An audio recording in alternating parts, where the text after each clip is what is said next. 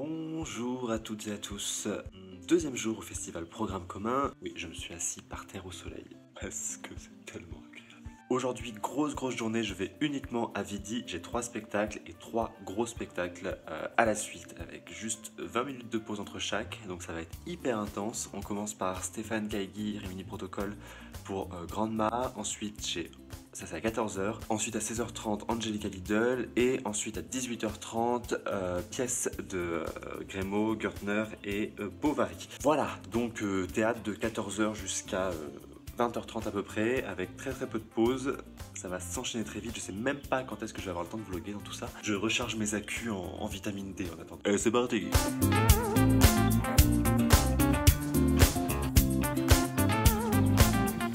J'ai décidé de faire un petit détour par le parc de Milan et ensuite d'aller longer le lac pour aller au théâtre de Vidi. C'est quand même assez agréable. Tellement agréable qu'on crève de chaud. Ok. La vue est pas dégueu.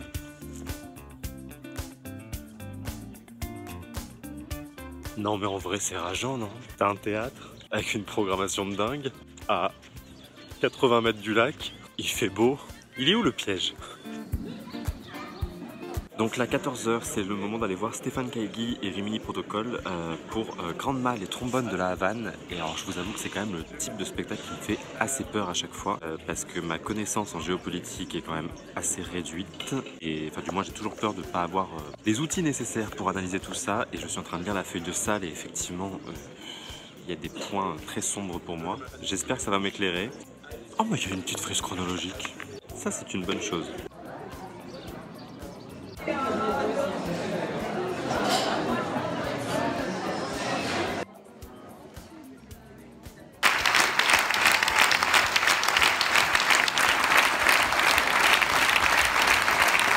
Ok, donc là je suis censé enchaîner direct avec Angelica Lidl qui est dans 10 minutes alors que je suis complètement ému par ce que je viens de voir. C'est une énorme traversée de l'histoire cubaine et si je dois aller vite, là ce que je retiens c'est surtout l'idée de transmission de cette histoire de la révolution à des petits enfants. C'est 4 personnes de notre génération, de la trentaine, qui vont interroger la mémoire de leurs grands-parents qui ont mené cette révolution, qui ont été acteurs de cette révolution en tout cas, à un moment donné, à un endroit, pas forcément au front mais en tout cas qui était là à ce moment de l'histoire. Ce que je trouve vraiment réussi, c'est qu'il ne s'agit pas seulement de prendre leur parole et de la ramener ici, et de la faire entendre ici. Il s'agit de l'ancrer vraiment ici. Elle est ancrée en Suisse, cette parole.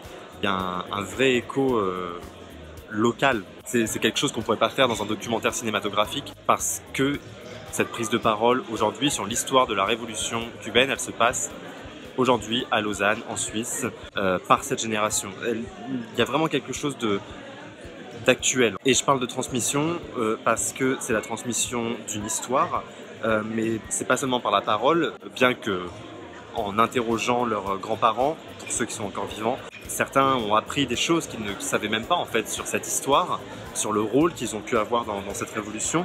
Mais c'est surtout aussi ce qui m'a frappé, c'est une transmission corporelle. Il y a une mémoire du corps, une mémoire de jouer du trombone et perpétuer cette tradition du trombone.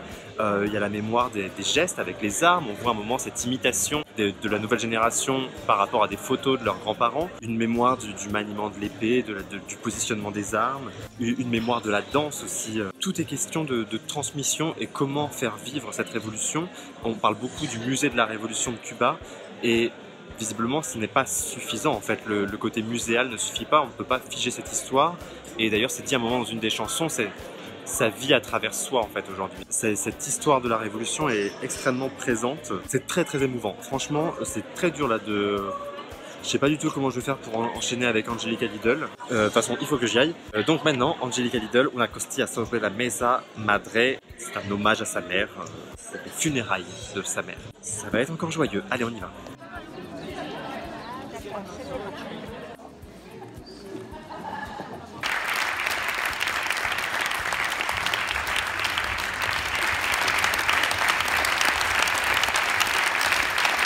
Ok, bon là il y a une petite demi-heure quand même avant la prochaine, mais je crois que ça ne va pas être suffisant pour digérer tout ça. On manque à chaque fois des référents religieux. Moi, j'ai pas du tout cette culture, enfin, j'ai pas du tout cette connaissance de la Bible, et il y a quand même beaucoup de références. C'est intense, là, les deux à la suite. Oh, je vais prendre un café. Je crois qu'il y a comme une tentative un peu vaine à vouloir essayer d'expliquer ce spectacle. Et cette phrase de Faulkner qui termine quasiment le spectacle. J'ai appris que les mots ne servent à rien, que les mots ne peuvent jamais... J'arrive même pas à me relire. Ne peuvent jamais exprimer en gros ce qu'ils s'efforcent d'exprimer. Citation approximative. Et je crois que finalement ce spectacle il réside là-dedans, dans la tentative de créer un ressenti, une émotion, mais par l'échec des mots. Il y a un passage où il y a du texte projeté, où tu te dis, bon bah le texte là vraiment pseudo-poétique, ouais, moyen. Et en fait tout est dans le corps. C'est un des rares spectacles où je trouve que on la découvre vulnérable. Elle n'est pas dans la colère, elle est dans la vulnérabilité, elle est dans une forme d'échec. Ah non, faut y aller déjà. Ah bah voilà, pas le temps de finir, faut y aller. Donc maintenant, c'est pièces de Grémaud, Gürtner et Beauvais. J'ai pas dit Bovary ce matin. Et on y va.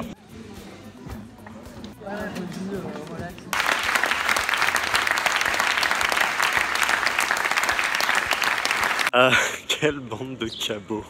Ah, je m'attendais pas à ça en fait. C'est une énorme parodie de jeunes compagnies. Il y a un peu plus que ça quand même. C'est beaucoup plus qu'une parodie parce qu'il y a quand même un certain nombre de strates théâtrales à décrypter. Mais c'était très très drôle. Évidemment que j'allais finir mon vlog ici. Donc pour la To Be Company. Non, j'ai fait tomber mon stylo. C'est du très mauvais théâtre. Du très mauvais théâtre, très très bien fait. C'est à conseiller à toutes les jeunes compagnies qui se lancent pour qu'elles évitent tous les écueils de la mise en scène. C'est incroyablement bien joué. Enfin, très mal joué, mais du coup très bien joué.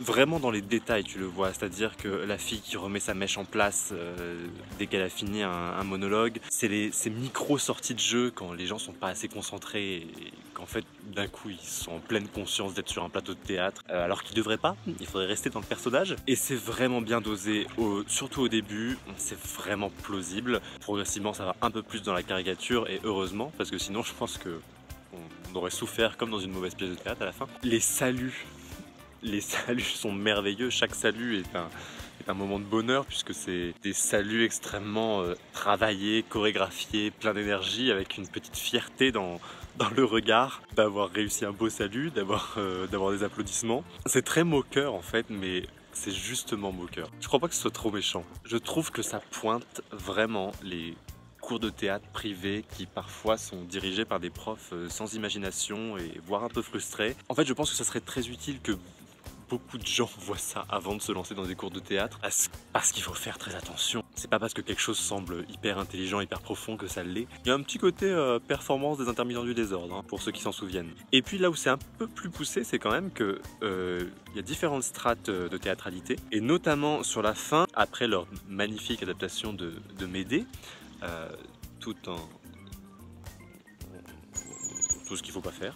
À un moment on se demande si c'est pas une mise en abîme de mauvais comédiens jouant des mauvais comédiens jouant des mauvais comédiens jouant Médée. C'est absolument réjouissant. Après il y avait des enfants derrière moi et effectivement eux ils n'avaient pas les codes du théâtre. Enfin en tout cas ils comprenaient rien, ça les ennuyait profondément, comme une mauvaise pièce. Ils voyaient pas le second degré. Mais qui a déjà passé un mauvais moment au Festival d'Avignon off devant une très mauvaise adaptation d'un classique adorera ce spectacle. Je reviens un petit peu sur deux fois. Je reviens un peu sur Angelica Lidl. Je crois oui vraiment qu'il y a une tentative de provocation de l'émotion, du ressenti.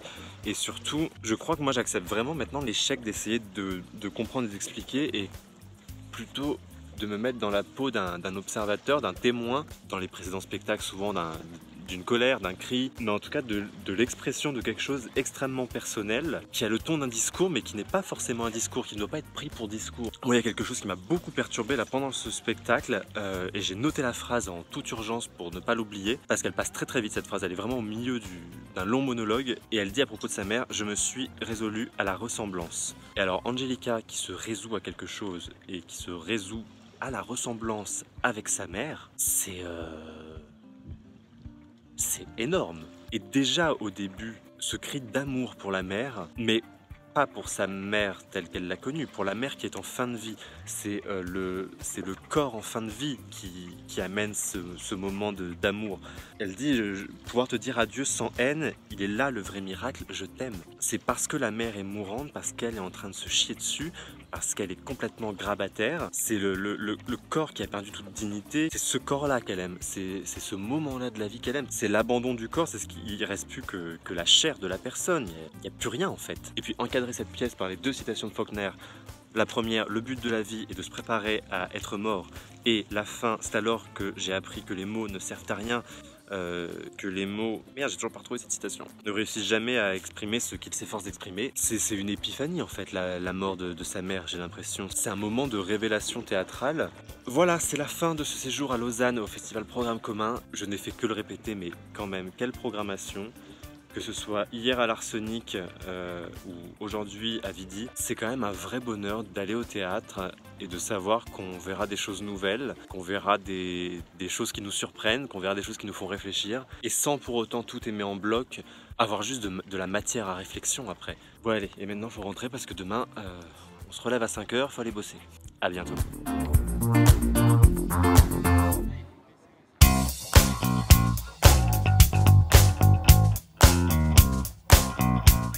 Thank you.